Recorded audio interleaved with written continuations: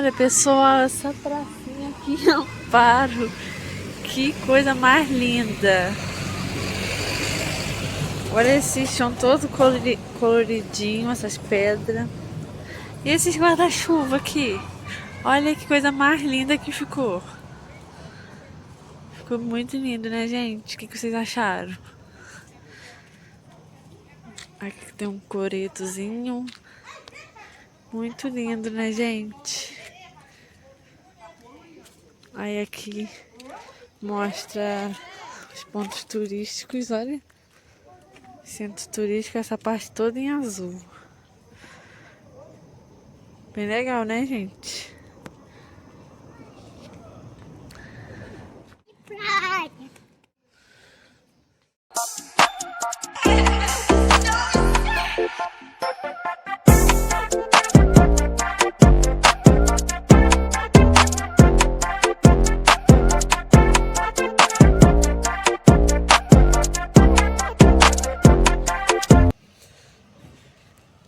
Então é isso, pessoal. Espero muito que vocês tenham gostado do vídeo.